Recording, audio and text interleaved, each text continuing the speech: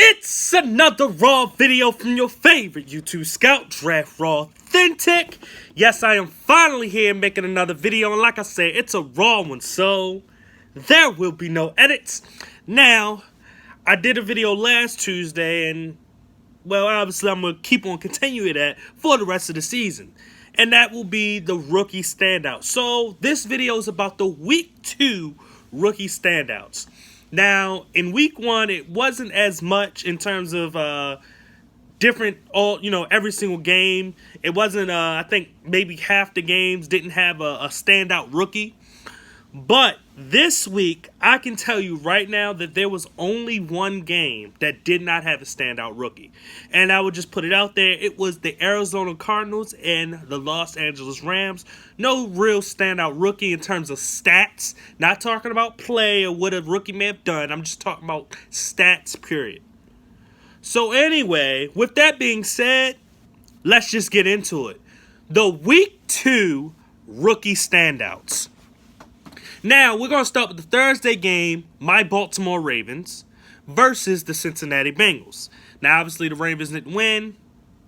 I've talked about that on something, so it doesn't really matter. But anyway, getting into it, Baltimore only had one rookie standout, and that was Kenny Young, who had 7 tackles. Now, C.J. Mosley got hurt during the game, which allowed Kenny Young to be in the game. And actually, the week before, because of the blowout, Kenny Young got to be in the game as well. Now, Kenny Young is actually a good, solid, young linebacker, which we saw him make tackles and make plays during preseason. So, him getting the 7 tackles is something that's not, far out. It's literally, Kenny Young is a guy that, honestly, I believe can be one of those next really good, maybe even great linebackers in the NFL. He has the speed, he has the athleticism. The simple fact is that he's not missing a lot of tackles. He's wrapping up pretty good. He's making good, solid plays. Now he has to just get a little bit more instinctive and put it all together. But me having that insight with that, I can tell you that. But I can tell you straight up that Kenny Young had a really good day with the 7 tackles that he had. Now, looking at the Cincinnati Bengals, though, they had 2 rookies that had really good days. One was a guy that I put out there and I've named, Jesse Bates, who had 3 tackles. He also had a good game last week with 8 tackles, but he had 3 tackles here. But it wasn't just that. It was the interception and the pass deflection that he had in this game. The interception was huge to get that momentum that the Cincinnati Bengals need, which led to that first touchdown. So, and then he would have had a second pick in the game where he didn't even overrun it. He just didn't catch the ball, and John Brown actually ended up catching the ball. It was a bad throw in terms of it was in triple coverage, and Jesse Bates should have had the ball. It was just a situation where he just couldn't catch it, and John Brown kind of took it away from him. Now, the other rookie that actually had a good game was Sam Hubbard, a guy that I'm not the biggest fan of, but he definitely played really, really good during this Thursday night game. He had 5 tackles and he had 1 sack. We'll see if he can keep up with that type of work. Maybe he can get more sacks during this rookie season. Maybe he can build something from it. Maybe he's a better player than what I thought. I could be completely wrong. But we'll see as the weeks go on and how good he gets and if he gets better at rushing the passer and doing the things he need to do. Now, looking at the next game slated, it was the Carolina Panthers versus the Atlanta Falcons. And the Carolina Panthers ended up, DJ Moore had 1. I think I wrote that wrong. It says 1 catch, 51 yards, and 2 touchdowns. I think I may have written that wrong. It was definitely 1 catch. It was 51 yards, and it was 1 touchdown.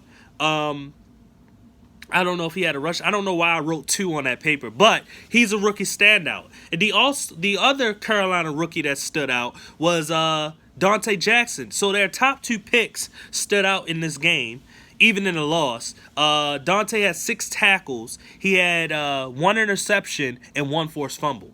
He had an interception week 1 as well, so that is great improvement when it comes to him. And then Calvin Ridley for the Atlanta Falcons had 4 catches for 64 yards and a touchdown. Definitely better than what he did week 1, and he showed that he can get into the end zone, and he made, to me, as a rookie, you get over 50 receiving yards, you had a pretty good game. Now, going over to the Chargers and the Buffalo Bills, the Chargers had a solid rookie standout in Kaiser White, who had 4 tackles and 1 interception, safety. And their other safety, Derwin James, who had 8 tackles and 1 sack. On top of that, they also had a standout in Uchenna Nwasu, who had 3 tackles and 1 sack. So they had 3 rookies that stood out in this game, all of them making plays. And then for the Buffalo Bills, obviously Tremaine Edmonds, 7 tackles. I think he was still the leader in tackles, still making those tackles, still being a good, solid player for the Buffalo Bills. Probably their best player on defense besides Kyle Williams and maybe even Tre'Davious White.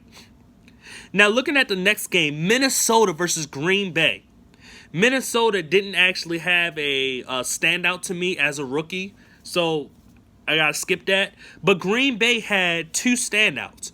Both of them their first and second round picks, just like what the Carolina Panthers did. And their first and second round picks were both corners. You have Jair Alexander, who had 7 tackles and a half a sack.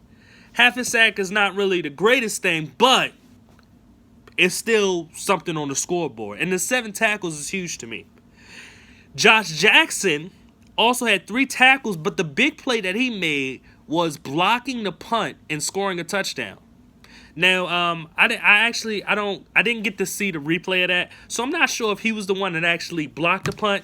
If you can explain in the comments if he was, you know who I'm talking about, the Vikings fan, Allen. If you see this video, I don't know if he blocked the punt and scored the touchdown, but I know he definitely scored the touchdown. So I know that for a fact. But if you can tell me, go right ahead. Now the next game on the list was the Cleveland Browns versus the New Orleans Saints. And the New Orleans Saints didn't have a standout, but the Cleveland Browns did. And it's a guy that's kind of been in a little bit of turmoil, a little bit of trouble. And that is Antonio Callaway. 3 catches, 81 yards, and a touchdown. That is pretty good for him to get the 81 yards and that touchdown. Like I said, I don't get to watch as many games as I want to. So, maybe later on I'll get to watch a lot more games, but I don't get to do it as much as I want, so I can't see everybody and what they do. So these stats are really huge for me to see if any of these guys getting touchdowns, sacks, interceptions, whatever the case is, they got to make a play for their team. And that's pretty good for Antonio Callaway. Now, the next game was Miami versus the New York Jets. Now, Miami didn't have an actual standout in this game, and the Jets technically didn't have a standout. But Sam Darnold did throw for over 300 yards. And he at least had a touchdown as well. But the bad thing is that he had 2 interceptions. Something that I did name, which I did feel as though Darnold will have, to me, probably the most interceptions of all the rookies. Probably besides Josh Allen, but I think Josh Allen will probably take care of the ball a little bit more than Sam Darnold does. Now, going to the next game, Kansas City versus Pittsburgh. Great game. Kansas City didn't have a standout, but Pittsburgh had 1 standout, and it wasn't great, but it was something. James Washington had 1 catch for 14 yards and a touchdown. You get a touchdown in my book, don't matter how, it could have been a 1-yard touchdown. It doesn't matter. You scored a touchdown, you helped out your team to at least try to win. And then in the next game slated, we had Philadelphia versus Tampa Bay. Now, Philadelphia didn't have a standout, but Tampa Bay did have Carlton Davis, who had 6 tackles, 1 pass deflection, and a fumble recovery. Those are huge plays for a guy like a Carlton Davis. Next on the list was the Houston Texans versus the Tennessee Titans. And Duke Ejiofor had 3 tackles and 1 sack. That's huge for Duke to try to, They can use more pass rush with J.J. Watt trying to come back from injury and Jadeveon Clowney, who actually didn't even play that game. And I know this because I play a little bit of fantasy. But for him to get that sack is huge for him because it shows that he can get some pressure on the quarterback, and that would definitely tell me that he's going to get more opportunities.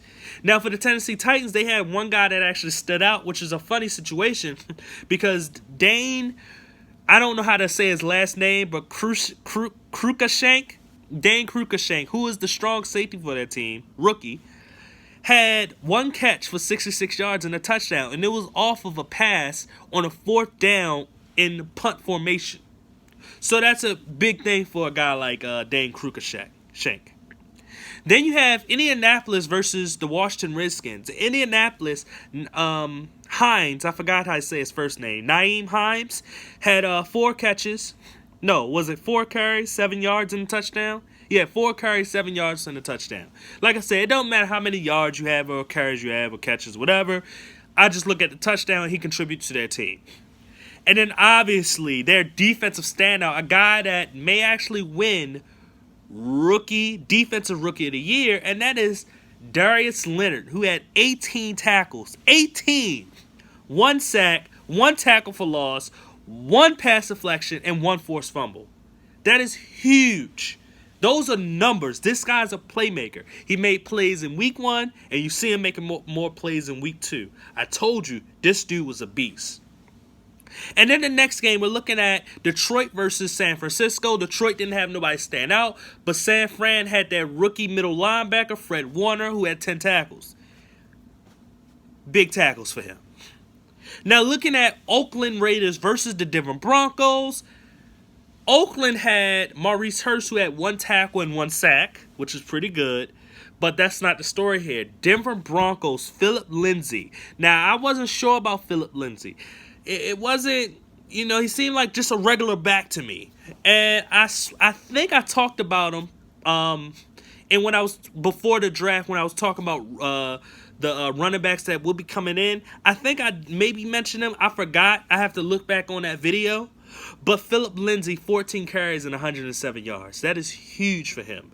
And they're going to be playing Baltimore next week, so seeing that, it gets a little scary, but I know Baltimore has a good, solid run defense, but looking at what happened Thursday, we'll see. They're at home, but not to get in too much into Baltimore. I don't want to be biased, but I got to talk about it a little bit. Now, the next game was New England versus Jacksonville. New England didn't have a rookie standout. Sony Michel didn't do too much. But Ronnie Harrison had 7 tackles in this game. I'm not sure if he was starting in this game. Like I said, I didn't get to see the game as much, but he had 7 tackles, which is huge for him.